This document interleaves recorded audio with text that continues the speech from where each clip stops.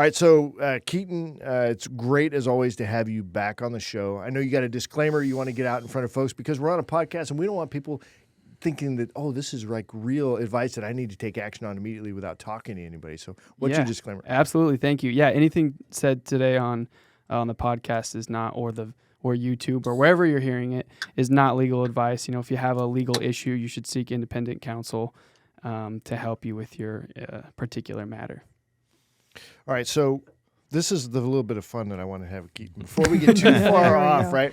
So first of all, for those of you who don't know Keaton, he's a lot of fun. He's got a great spirit. He's got a great personality. It's like if you're going to pick a lawyer to work for you in the business realm, why not have somebody who's smiling, having a good time, and thinks he dresses fancy? You're too nice. Thinks he dresses fancy. Thank you. But I slid one into it. Anyway, so I watched this. My wife and I are hooked on this show on Netflix called Suits. Yes, I just started watching that. You again. did? Yes.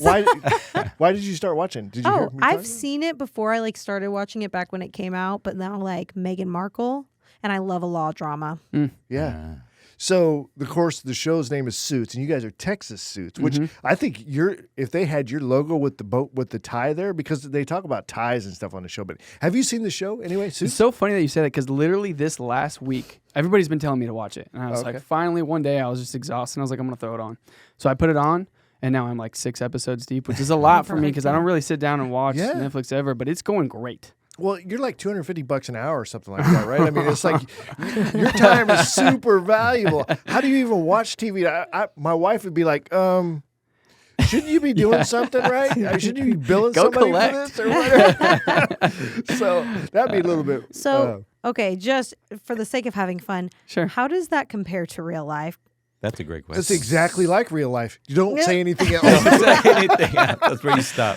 So the one thing that I think is crazy is when they have, they'll get a new case and then they'll go to trial on it like that same day. Oh my That's gosh. the one thing that I'm just like, wow, because usually it's months, years sometimes that doesn't to go make to trial. For good TV. Yeah, right. But just they'll waiting. Exactly. Well, it's just like Law and Order. So I was a cop for 30 years, right? So I worked homicide cases. And I worked internal affairs cases, and it's just like that. It's like, come on, they turn it around in an hour. I actually had to stop watching these crime shows when I went to homicide because I was like, oh my gosh, I couldn't even watch them anymore. But do you get that feel at all when you're watching Suits? I mean, there's a lot that's actually pretty on point as far as procedural matters that they handle, or like the type of cases and issues that they handle. The only thing that's really blown that I thought was crazy was the whole turnaround time on how fast the cases were. But other than that, it's kind of realistic. It's talking about timeline. You're talking about the PD world, law world, real estate world, same thing. Everybody knows about these reality real estate shows, the renovation shows. Yeah. And I would always find, especially when I first got licensed, I had already been flipping properties. And then I saw one of those shows, they started coming up. I was like, how do they do it so fast? How do these guys get these timelines until you start figuring it out? They don't. They're not. They're not doing it. Just good for TV. Or they do. And have you seen there's several home inspectors on TikToks that'll just come and they'll show the flips, the super fast flips, and just lipstick on a pig. Cutting corners. Oh, yeah. I had a friend who said she got a renovation and she was like, I was surprised that the contractors would just YouTube and Google how to do things that I knew how to do. I was like, sure. But yeah, it's wild out there. But a good one, it'll take 6 to 9 months. That's why we live in this microwave society. We feel like everything's supposed to be like this, but the reality is something different. And I think that's true. a good segue into talking about what you do, because when people rent their properties or they buy a building, they think they can manage it themselves. And then what happens? Exactly. We kind of expect that it's kind of turnkey. We all expect and want it to be turnkey. And that's kind of, I guess, where we kind of come in with our services, is that we try to provide everything from A to Z. We try to provide a full turnkey product because we know everybody's busy. Everybody's got their core competency that they're taking care of, their career, their family, their kids. But they also understand the importance of building future wealth, whether it be for themselves or next generation. And real estate has proven to be that avenue. So that's what we're there for. We're there for those individuals that know that they understand the value. They don't have the time to be able to do it correctly, and that's where we kind of come in. We partner up with them. We walk with them along the whole process of not only just acquiring, let's identify value adds, let's make sure it's performing correctly, and let's make sure that it's appreciating over time. So for when and if it's time to liquidate it or turn it, whatever that may be, it's ready. So I feel like when people think real estate, they think buy, sell, but you are that long-term hold management piece. So how did you get into property management? It wasn't directly. What happened was early 2000s. I was investing and flipping properties as a hobby.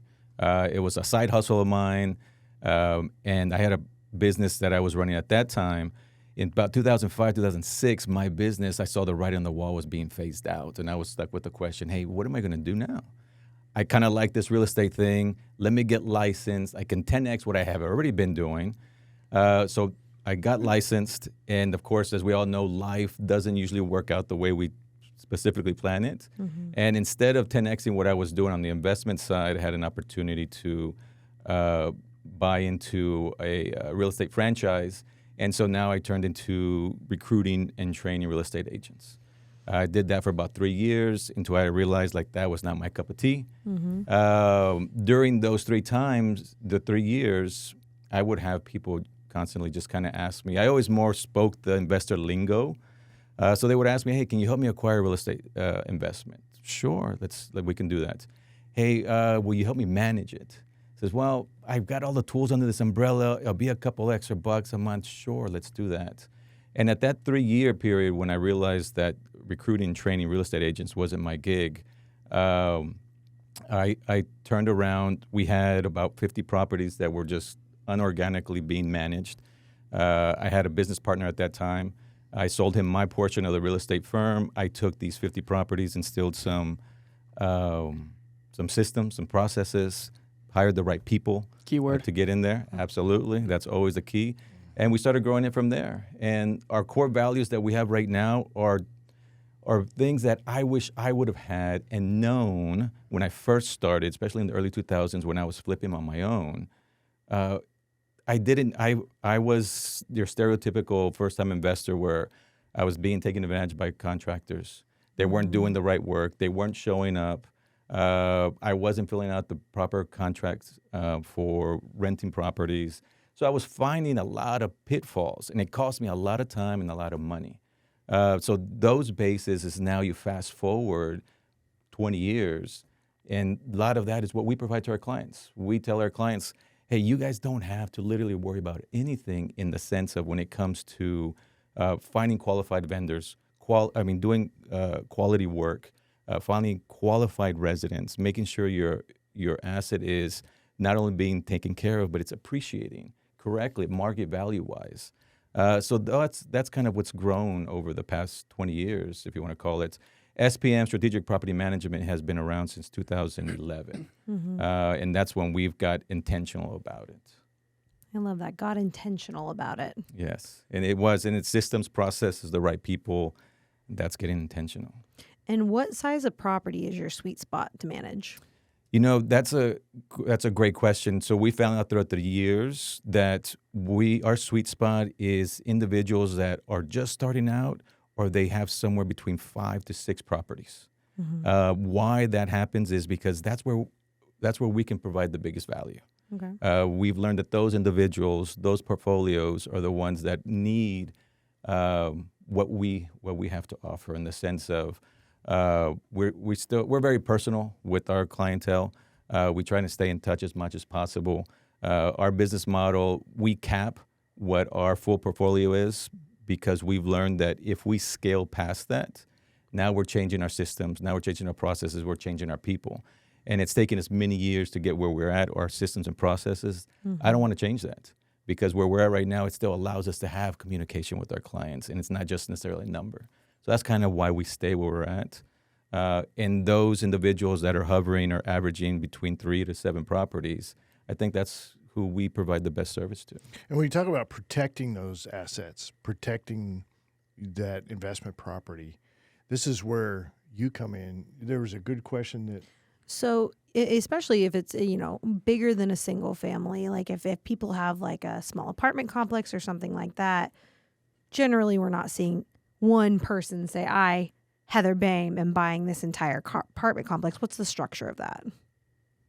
I think this is a great question for Keaton. Yeah. So, I mean, whether it's, and I don't know what, your portfolio looks like or your clientele looks like as far as whether they're owning these properties in their personal names or whether they're creating an LLC or even a series LLC to hold these properties. But from my perspective, the most advantageous way to hold all of these assets, especially here in Texas, is the series limited liability company. Mm-hmm. The beauty of the series limited liability company is that, if you take a regular limited liability company, it has the ability, if you think of it as like an umbrella, you have the ability to split off of that limited liability company and make what's called series or cells. And each of these cells is severed from liability from one another, just like a regular LLC. So it works perfect for real estate investors who are like what you're talking about here, who have 4, 5, 6, 7 properties, because they can have one limited liability company and then put each one of their single-family homes or duplexes, whatever they have, into these compartmentalized cells and know that, each one of those is protected if something were to happen to one of those. So if somebody has an accident on one of the properties, it's not going to affect the revenue or the assets of the rest of the thing. Yeah, and that's a great point. That's something that everybody's, I think it's kind of like a misconception here. Everybody thinks that liability stems from the asset. So they think, okay, I have my tenant who's living at the property. Maybe there's stairs. They're walking up the stairs. They step through the stairs or something like that. I had them done. That's where the liability comes from, right? So, but what's funny is that where the liability typically comes from is ourselves. So liability runs both ways. It can run from the asset to us or from us to the asset. Mm-hmm. So if you own a property in your own name, you're at H-E-B and you're backing up, you didn't see, grandma pushing the shopping cart behind you, you bump into her, you get sued and you're held personally liable. Well, that liability, just because it didn't stem from the asset, doesn't mean that judgment can't extend to the asset at that point if it's owned in your personal name. So the point that I'm trying to get at here is that most people think that the liability arises from the owning the home itself, but really it comes from us. Okay, so in a situation, let's do a real a pretend example, right? Sure. Totally hypothetical, right? So if somebody is Airbnb type situation, right, and they're going up the steps to their second floor room, and they slip and fall because maybe there's something wrong with the step or whatever, sure, and then they become injured. So that property is, and that owner of that property is at risk there, I would think, and then to what we were talking about earlier, it wouldn't extend to any other properties if they have them compartmentalized like that. So I'm correct in that? Correct to the extent that that the series is maintained properly, so that each of these different cells that I'm talking about has to be treated as if it's its own company. If you're commingling assets, if you're just commingling the business in general, then you might be able to what they call pierce the corporate veil and get through one to another cell. But assuming that all the formalities are being followed, then yes, it would. What you said is true. Okay. So is there like a price tag? Like for some reason, I'm thinking about an LLC is tied to like $5 million worth of assets. Is that anything? I don't know where that came from. Something I heard years ago. So I have investors that have one single family unit that they put in into the LLC, and I have some that I usually set up our Series A, Series B, Series C, and I have some that are almost all the way through the alphabet. So, cool. But that'd be nice. To answer your question, I mean it's really about you and your personal setup. If you don't own anything in your personal capacity, then maybe your situation's a little bit different. But I think of the LLC as like a one-time insurance policy. I mean, you put it in there once, and it's separated from you. Is there a monetary limit to what the protection is? I think that. Yeah, I think like up to $5 million, or is there a monetary amount that you have to like? If it's this, I don't even know, because if it's one asset, it would be in one LLC. More like you're talking about an insurance policy versus. Yeah, I guess I am. I don't know. I heard it on David. Yeah, I think that makes sense. I think I get what you're saying now. Like Sorry. You can put up to $5 million in one LLC and have it be protected, and then you need to do another LLC to get that same level. I mean, that just sounds right anyway. I would do something like that. I don't know if there necessarily is like a judgment limit, I guess is what I'm trying to get. Like, is there a limit on how much a judgment can attach to, one specific LLC? I don't know if I don't think that there is one.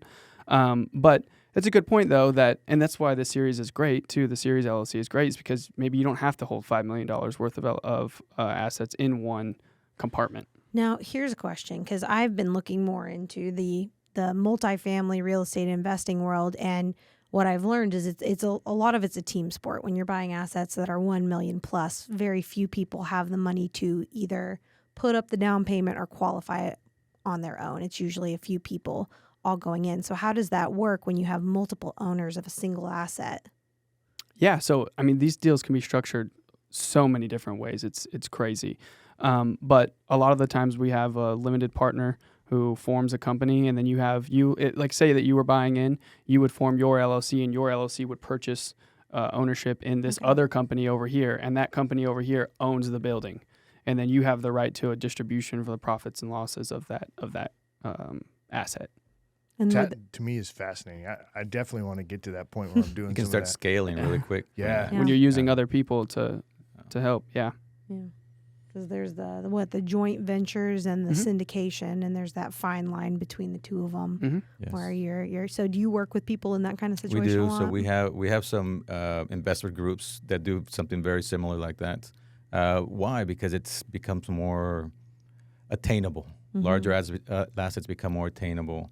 And what's always very key in those, because we've seen on both sides of it where they work out great and some just don't work out so right, is of course having someone like Keaton actually just kind of making sure that all the documents, all the expectations are set up front. Because the rest of it, acquiring the real estate and managing it, so on and forth, that's the easy part really. Let's get the structure set up correctly, and everything from there kind of starts falling in place.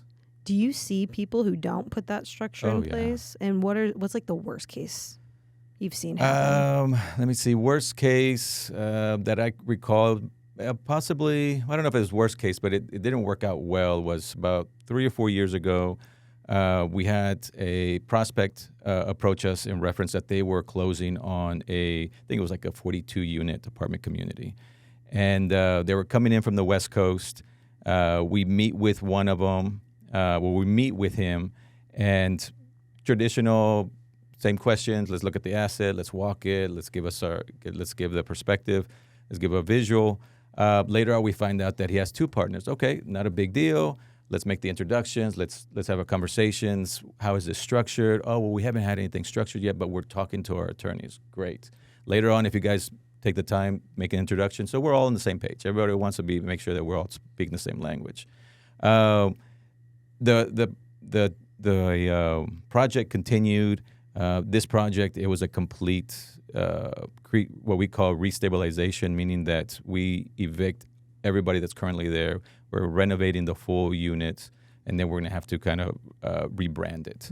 And we're midway through the process, already renovated maybe half of the community, when we're notified that there's a lawsuit with one of the partners.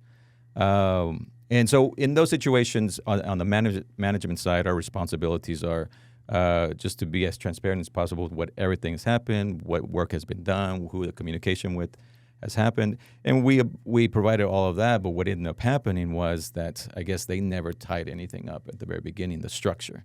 And one of the individuals, a lot to Keaton's point earlier, had something happen in his personal life that now they were coming after these assets, and because the rest of the partners weren't protected, it became very ugly very quickly. And at the end of the day, they had to liquidate that project halfway.